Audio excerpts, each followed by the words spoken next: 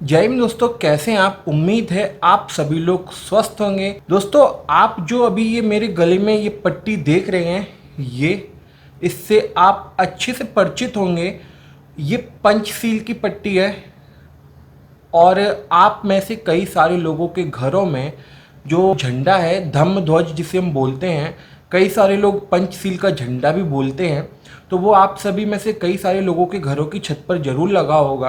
क्योंकि मेरे इस चैनल पर जितने भी लोग जुड़े हुए हैं उसमें से ज़्यादातर अधिकतर लोग तथागत बुद्ध को, बुद्ध धर्म को फॉलो करने वाले लोग हैं। और दोस्तों, आज के इस वीडियो में हम इसी धम्म ध्वज के बारे में, ये ध्वज तो नहीं है, ये पट्टी है गले में डालने वाली।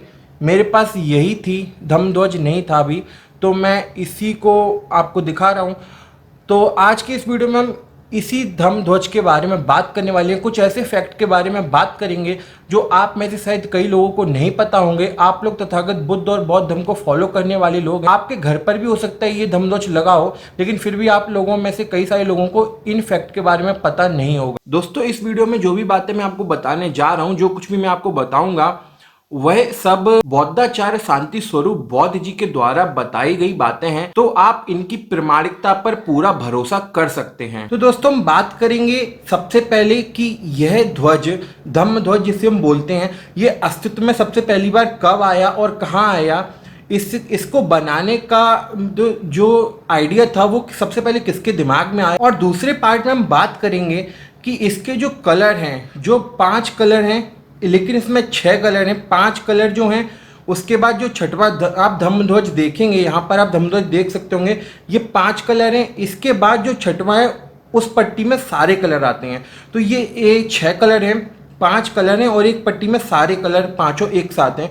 तो ये 5 कलर कहाँ से आए, उसके बाद हम जानेंगे कि इन रंगों का अर्थ क्या है। तो चलिए दोस्तों, सबसे पहले बात करते हैं कि धम्म ध्वज बनाने का आइडिया सबसे पहले किसके पास आया। जब यह धम्म ध्वज अस्तित्व में आया, जैसा कि हम मानते हैं कि 8 जनवरी 1880 को धम्म ध्वज स्थापना दिवस हम मनाते हैं, तो इससे पहले, इसकी स्थापना से पहले, अस्तित्व में आने से पहले जो भी बौद्ध देश थे, सभी, ज़्यादातर सभी देशों का अलग अलग ध्वज था। जापान का अलग ध्वज था, मंगोलिया का अलग, बर्मा का अलग, चीन का अलग, कंबोडिया का अलग। इसी तरह जितने भी बौद्ध देश काफ़ी सारे हैं, तो उन सभी का अलग अलग ध्वज था। कोई भी एक अंतरराष्ट्रीय स्तर पर सर्वमान्य ध्वज नहीं था। लेकिन श्रीलंका के एक बौद्ध भिक्खु हैं जिनका नाम है मोटिवत्ते गुणानंद जी। उनके दिमाग में यह बात आई कि क्यों ना एक ऐसा धम्म ध्वज हो जो कि सभी बौद्ध धर्म के जितने भी देश हैं दुनिया में, सभी को सर्वमान्य हो और सभी का एक धम्म ध्वज हो, सभी देशों का। तो यह आइडिया जब उनके दिमाग में आया तो उन्होंने अपने स्तर से एक धम्म ध्वज का आकार बनाया। उन्होंने एक धम्म ध्वज बनाया जिसे कि अपने श्रीलंका में, अपने बौद्ध विहार में फहराया भी, लेकिन उसे उस समय मान्यता नहीं मिल पाई। उन्होंने जो धम्म ध्वज बनाया था उसमें भी यही 5 कलर थे जो आप आज के धम्म ध्वज में देखते हैं, लेकिन वह सर्वमान्य नहीं हो पाया। सभी देशों ने उसे मान्यता नहीं दी। तो जब उस धम्म ध्वज को मान्यता नहीं मिली, तो इस समय जो वर्तमान में धम्म ध्वज है, यह अस्तित्व में कैसे आया, इस पर हम बात करते हैं। दोस्तों, कहा जाता है कि जो भंते गुणानंद जी थे श्रीलंका के, तो उस समय श्रीलंका पर ब्रिटिश शासन था और ईसाई धर्म के लोग श्रीलंका में, जो बौद्ध धर्म के लोग थे, उन पर अत्याचार कर रहे थे। तो ऐसी ही कोई घटना कोलंबो में घटी थी, श्रीलंका के कोलंबो में घटी थी। तो जब भंते गुणानंद जी को यह बात पता चली तो वह कोलंबो गए और वहां पर जो एक बौद्ध विहार बना हुआ था वहीं पर जाकर वो रुके और ईसाई धर्म के उन लोगों के खिलाफ उन्होंने बोलना और लिखना शुरू किया जो कि बौद्ध धर्म के लोगों पर अत्याचार कर रहे थे। और ईसाई धर्म के वे लोग जो अत्याचार कर रहे थे, उनका मकसद यह था, वे ईसाई धर्म को ज्यादा से ज्यादा फैलाना चाहते थे। तो वे लोग भी अपने पंपलेट और पर्चे छपवा कर, अपने धर्म के पंपलेट और पर्चे छपवा कर लोगों में, जनता में बांटते थे। और बुद्ध धर्म के अनुयायी जो उन लोगों की बातों से सहमत नहीं होते थे और ईसाई धर्म नहीं अपनाना चाहते थे, तो उन पर वे लोग बहुत ज्यादा अत्याचार करते थे। तो भंते गुणानंद जी जब वहां पर जाकर, कोलंबो में जाकर खुद रहने लगे, तो उन लोगों के भी बिल्कुल फेस टू फेस सामने आ गए उन्होंने उन्हें खुला चैलेंज किया कि आप उनसे डिबेट कर सकते हो, आप अपने ईसाई धर्म को लेकर मुझसे डिबेट करो और मैं बुद्ध धर्म की तरफ से आपसे डिबेट करने के लिए तैयार हूं। तो उस समय श्रीलंका में दोस्तों इस तरह की बहुत सारी डिबेट हुई जो ईसाई धर्म के लोगों के साथ और जो भंते गुणानंद जी थे उनके सामने फेस टू फेस ये डिबेट होती थी। माहौल में कोई गर्मा गर्मी ना हो जाए, आप आपस में एक दूसरे से बात करते करते, बहस करते करते कुछ ज़्यादा एक दूसरे से अपशब्द ना कहें, कुछ भी ऐसे शब्द ना निकले मुंह से, तो इसके लिए ये बहस लिखित हुआ करती थी। जो ईसाई धर्म के लोग सवाल पूछते थे और बौद्ध धर्म की तरफ से जो भंते गुणानंद जी थे वे लिखित में जवाब देते थे, और जब वे कुछ पूछते थे तो ईसाई धर्म के लोग भी लिखित में जवाब दिया करते थे। तो इस तरह से श्रीलंका में बहुत बड़े पैमाने पर डिबेट शुरू हो गई थी, और अंत में इन डिबेट्स में जो सारी डिबेट होती थी उनमें जो भंते गुणानंद जी थे वे हमेशा ही विजयी रहते थे। तो जब पूरी दुनिया में यह खबर फैली कि श्रीलंका में जो ईसाई धर्म के लोग थे, अंग्रेज थे, उनको भंते गुणानंद जी की वजह से हार का मुंह देखना पड़ा, वे सारी डिबेट में हारे, तो यह बात अमेरिका में भी फैली और अमेरिका में इन डिबेट्स के ऊपर पुस्तकें भी प्रकाशित हो गई, जिनका जो टाइटल रहता था पुस्तकों का वह यही रहता था, क्रिश्चियन वर्सेस बुद्धिज्म। इस तरह की टाइटल वाली काफी सारी पुस्तकें भी प्रकाशित हुई। तो अमेरिका में एक ईसाई धर्म के बहुत बड़े प्रचारक थे, धर्म प्रचारक थे, कार्डिनल हेनरी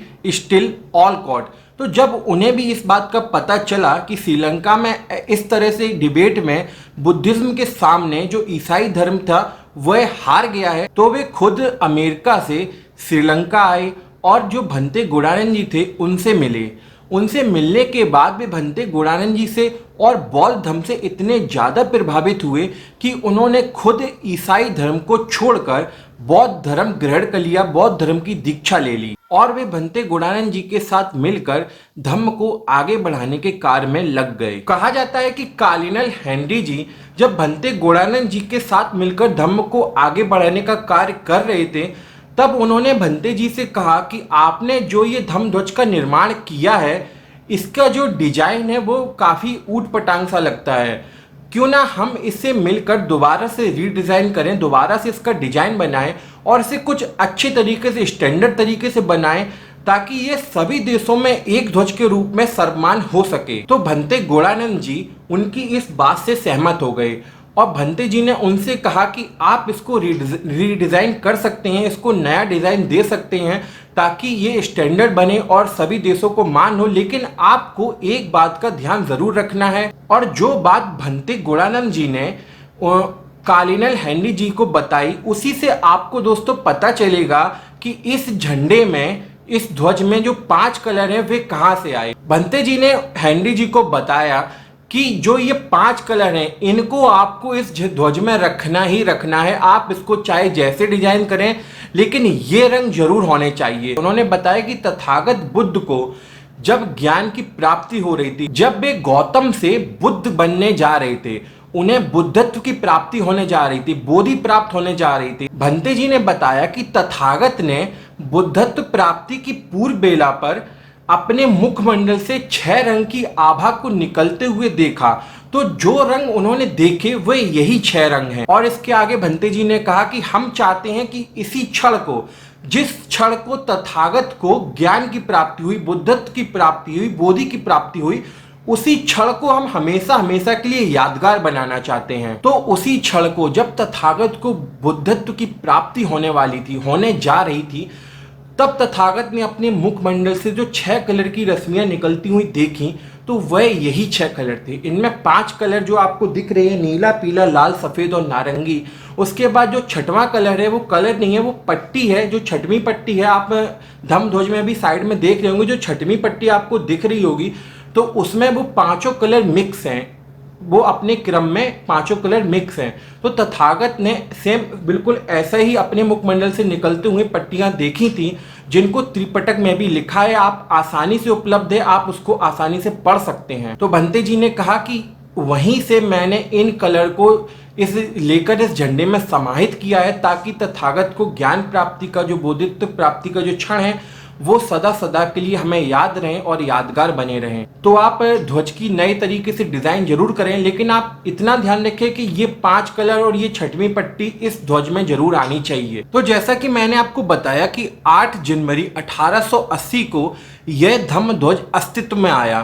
तो हर वर्ष हम 8 जनवरी को ही धम्म ध्वज स्थापना दिवस मनाते हैं और 1952 की विश्व बौद्ध फेलोशिप में से अंतरराष्ट्रीय बौद्ध ध्वज के रूप में सभी देशों ने मान्यता दी और इसे स्वीकार किया गया। तो दोस्तों, यह जो धम्म ध्वज हम आज देखते हैं, इसे डिजाइन किया था हेनरी स्टील ऑलकॉट ने, और इसको जो डिजाइन करने की सलाह दी थी वह भंते गुणानंद महाथेरो जी ने दी थी, जो श्रीलंका के एक बौद्ध भिक्षु थे। तो दोस्तों, अब हम वीडियो के अंतिम पार्ट में यह जान लेते हैं कि ये जो 5 कलर हैं इनका वास्तविक में अर्थ क्या है, क्योंकि कोई भी कलर इसमें आप जो देख रहे हैं पट्टी में 5 कलर, और धम्म ध्वज में भी देख रहे होंगे जो 5 कलर हैं ये ऐसे ही नहीं इसमें आ गए, इनको बहुत ही सोच समझकर इसमें जोड़ा गया है। जैसा कि मैंने अभी बताया कि तथागत बुद्ध को बुद्धत्व प्राप्ति के समय अपने मुखमंडल से निकलते हुए दिखाई दिए थे, तो इन रंगों का बहुत ही गहरा महत्व है, कोई ऐसे ही इसमें नहीं जोड़ दिए गए। दोस्तों, आप सभी लोग जानते हैं कि बौद्ध धर्म में प्रतीकों का भी एक अलग स्थान है।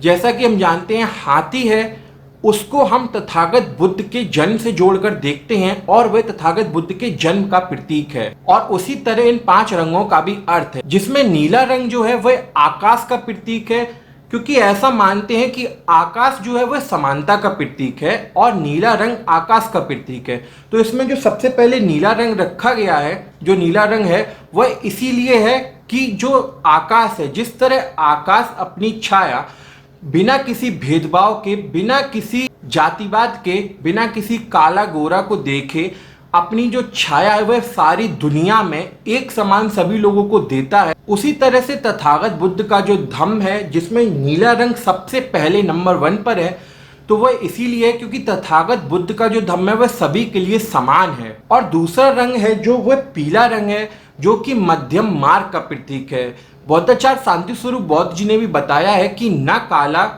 और न सफेद, तथागत बुद्ध ने भी बताया है कि ना ज्यादा कठिन तपस्या और ना ज्यादा ऐशो आराम, मतलब जो मध्यम मार्ग है वह पीला रंग है।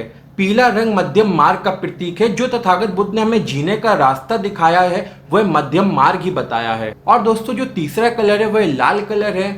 यह प्रतीक है गतिशीलता, दृढ़ संकल्प और ज्ञान का। दोस्तों, चौथा कलर है सफेद, जो कि चारित्रिक निर्मलता, सदाचार का प्रतीक है। दोस्तों, आप जानते हैं बौद्ध धर्म में चरित्र और सदाचार का वही महत्व है जो ईश्वरवादियों के लिए ईश्वर का है। और अंत में ये जो 5वां कलर है ये प्रज्ञा बल और त्याग का प्रतीक है। तो दोस्तों, अगर आपको वीडियो पसंद आई हो तो आप वीडियो को लाइक करें और कमेंट जरूर करें। मैं मिलता हूं आपसे अगले वीडियो में। नमो बुद्धाय, जय भीम, जय भारत, जय संविधान।